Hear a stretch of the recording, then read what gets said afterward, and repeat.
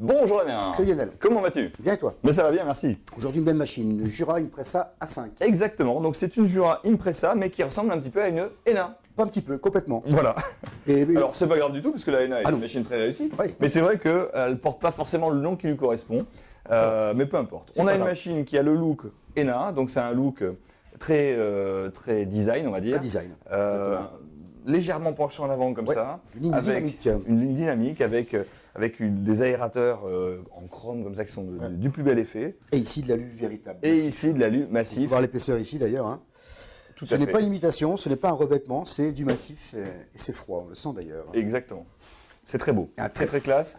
Et ça nous fait penser à une marque d'informatique bien connue. Aussi. Qui est un petit peu dans le classe aussi. Voilà. C'est vrai. Alors. Et ce qui est aussi très beau, c'est le contraste donc du noir brillant, on va dire, avec l'alu mat. Exactement. Très beau. Alors, j'aurais tendance à dire que c'est ce qui caractérise quand même la marque Jura. Oui. C'est la qualité d'assemblage, de fabrication bien sûr, et de choix des matériaux. Voilà. Donc là, on a vraiment tout dans cette machine, puisque les matériaux sont quand même très classe. Voilà. L'assemblage est franchement parfait, j'ai pas vu de faute. Il n'y en a pas, tu peux regarder hein, les ajustements, voilà, quand même bien. C'est franchement rigoureux, ça se voit, le montage est rigoureux. En plus de ça, même, c'est certaines, quasiment toute la gamme est en ABS, 100% ABS. Tout à fait. Mais leur ABS, c'est quand même quelque chose de qualité. C'est pas un ABS, un plastique bas de gamme. Voilà. Tout à fait. C'est un plastique quand même qui est plutôt flatteur et de haute qualité. Ouais, tout à fait. Tout à fait. Alors cette machine. Et elle fait du café. Et voilà. Ça c'est formidable. Cette machine fait du café. Elle fait aussi les boissons lactées. Ouais. Tout ça en toute simplicité. Oui. On va le voir tout à l'heure. Ouais. Mais avant de commencer à voir les boissons, on va peut-être parler un petit peu du fonctionnement de cette machine. Oui. Je te laisse commencer. Alors, donc ici on a une réserve de café en grains. Oui. 125 grammes. 125 grammes de café. Voilà. Et on va voir juste après à l'équiper du broyeur avec l'Aroma Plus. Oui. Ça, c'est donc broyeur ultra rapide. C'est juste génial. En fait. Ultra silencieux, j'aurais tendance à dire même. Exactement. Donc c'est vraiment très agréable.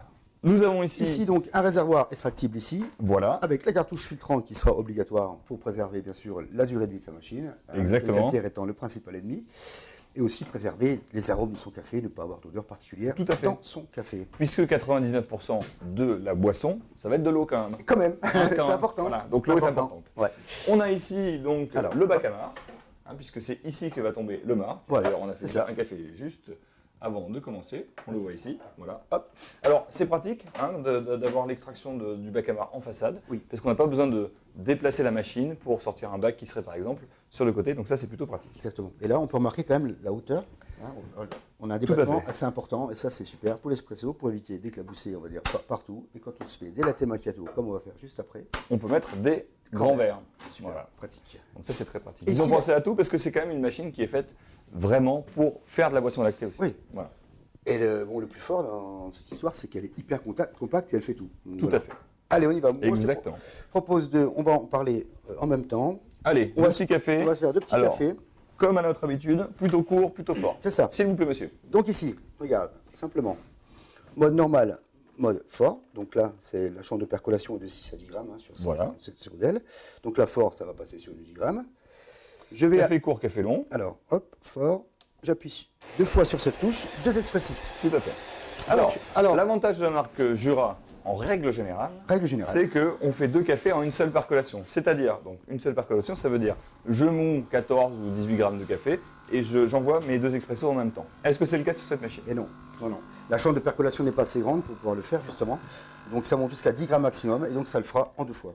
Donc la première qui vient de s'écouler. Et là, on a on voit la barre de progression. La barre de progression. Et la deuxième extraction qui va se faire. Voilà.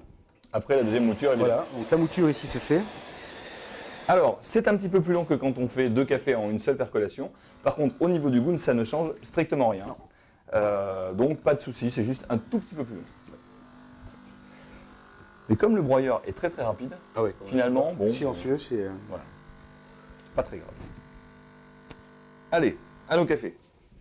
Alors, Anthony va nous montrer déjà la belle qualité de l'extraction. On a une crème qui est plutôt jolie, qui est légèrement claire, mais ça vient du café qu'on a sélectionné. Bien sûr. Par contre, on a une belle quantité de crème. On a sélectionné un café plutôt avec une torréfaction très légère. Voilà. Et donc forcément, on le retrouve sur la couleur de On le retrouve en tasse. Ouais. Voilà. Allez. Et donc pour vérifier, hop, on avait juste une galette avant. Oui, vas-y. Donc là, on devrait en avoir une deuxième, une troisième, voilà. Voilà, 3 galettes. Ici. C'est bon.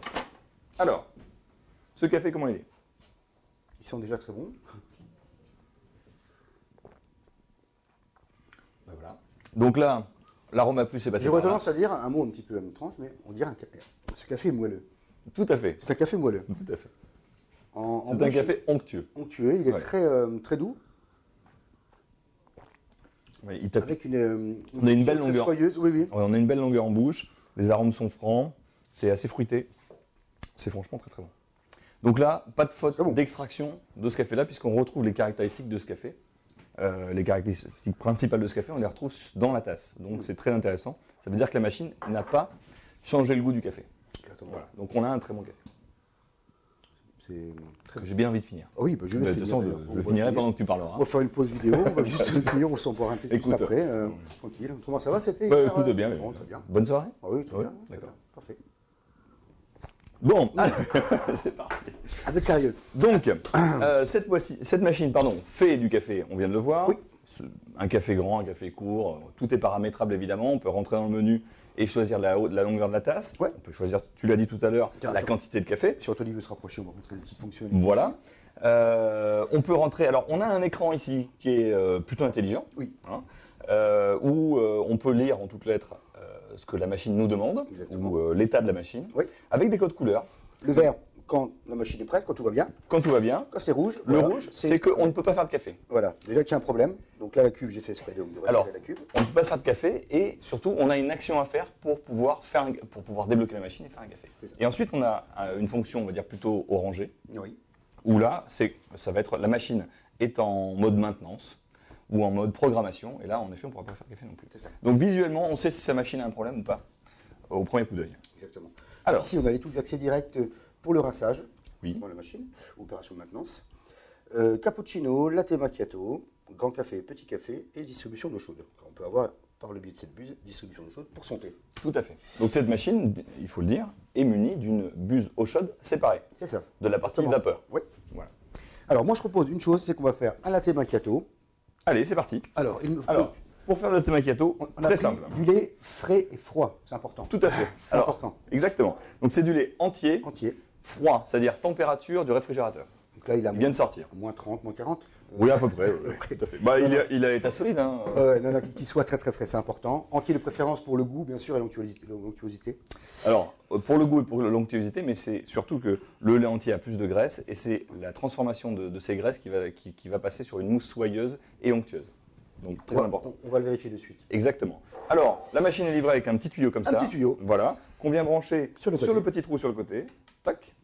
Et on plonge donc notre tuyau directement dans notre pichet de lait ou dans notre brique de lait, puisque évidemment, à la maison, on n'est pas obligé de s'embêter à sortir le pichet. Exactement. Voilà. Alors, on peut trouver un grand verre ou une autre, ou une tasse, ou une grande tasse. Hein, voilà. Donc ici, on a choisi. Pour la démonstration, c'est vrai que c'est plus joli de faire ça dans une tasse. Voilà, visuel.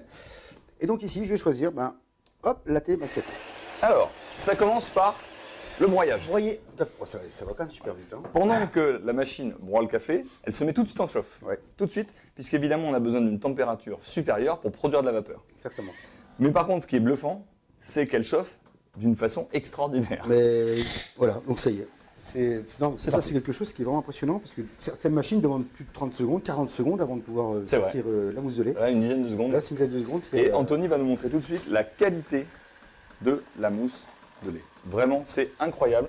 On a une mousse très très fine. Donc là, on peut quantifier le lait simplement avec la durée. En temps d'extraction, en temps d'écoulement. Ouais. Alors ici, un temps de pause, c'est bien écrit en toutes lettres, pause. Pour une raison simple, toujours pareil.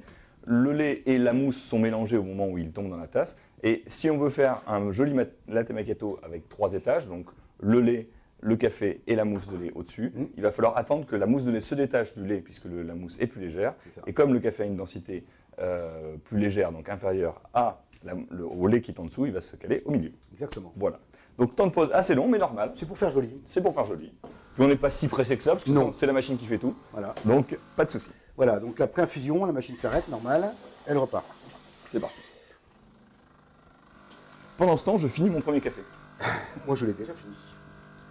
Mais, hormis le moulin qui est ultra silencieux, la machine reste hyper silencieuse. Ça, c'est vraiment quelque chose qui est appréciable au quotidien. Le matin, on veut se faire un latte macchiato ou simplement un café, on ne réveille pas toute la maison. Exact. Alors, hop, on va la ranger un tout petit peu. Voilà. Pour bien dessiner les étages.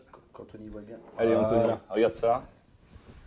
Voilà, là on a vraiment une qualité de mousse de lait assez incroyable. Ça, c'est une mousse de lait hyper dense. Très belle. Un dessert. C'est ça.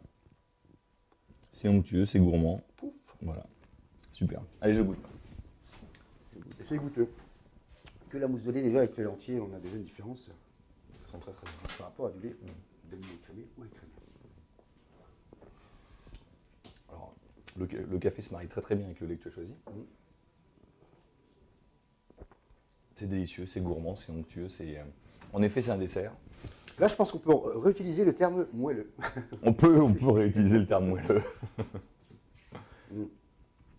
C'est un dessert, effectivement. Avec soit un trait de sirop de praline, caramel ou noisette, c'est génial. Tout à fait. Alors c'est vrai qu'en rajoutant du sirop, on va sucrer la boisson. Oui. On va l'aromatiser, mais on va la sucrer. Donc attention à ceux qui n'aiment pas les boissons sucrées. C'est vrai que c'est un petit peu gênant. Puis on va masquer évidemment le goût du café. Mais on a quelque chose d'encore plus gourmand, on va dire. Là, pour le coup, tu rajoutes du sirop, ça fait un dessert. Ça fait un dessert. Clairement. Voilà. Clairement. Alors là, on vient de faire un latte macchiato avec une machine donc, qui utilise une technique One Touch. One Touch. Pourquoi One Touch? Alors, One Touch, le gros intérêt, et c'est une force du Jura, c'est que tout le système se situe au niveau de cette buse.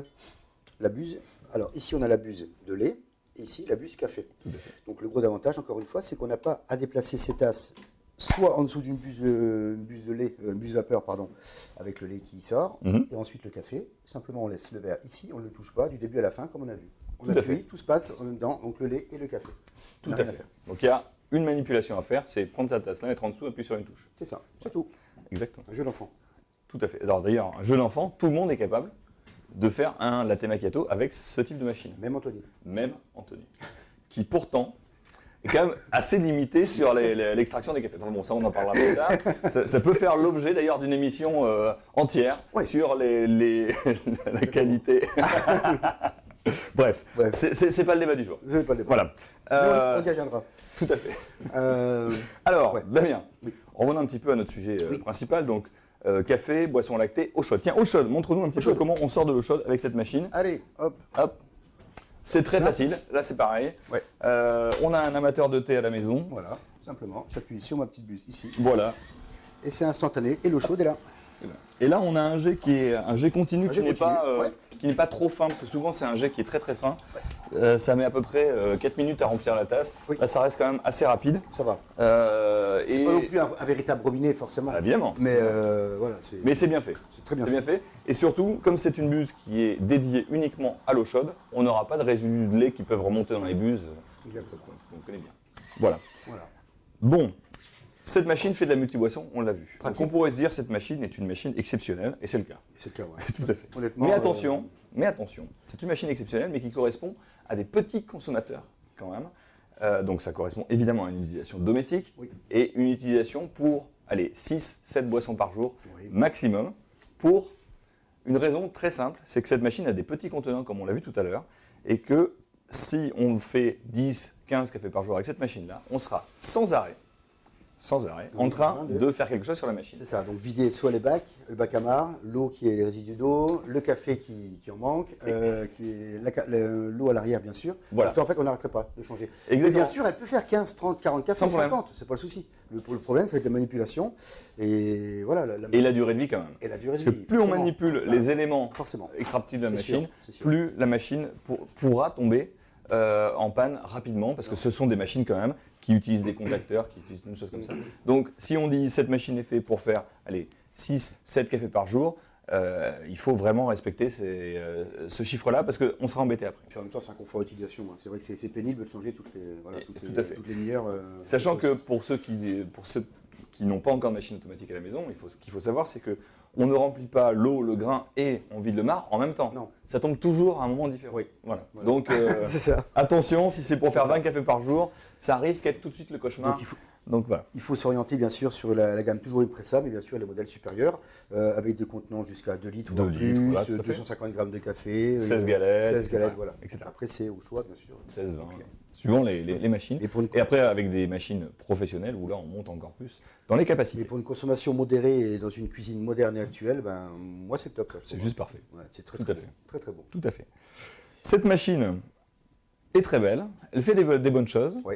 La seule limite, c'est le nombre de cafés qu'on a à faire par jour. Oui. Et puis, peut-être on va dire alors on va pas dire la qualité, mais la résistance des plastiques. Le revêtement noir brillant qui reste, comme tous les revêtements foncés brillants, les micro-rayures sont vite visibles. Voilà, donc il ne faut pas surtout frotter avec des choses assez abrasives, bien sûr, pour éviter les micro-rayures. Pour éviter l'érosion. Pour éviter l'érosion, si tu veux. Voilà. Bon, donc, on a une belle machine, on a des bons cafés. Oui. Je te remercie pour cette présentation. Merci, à bientôt. À bientôt. Salut. Salut.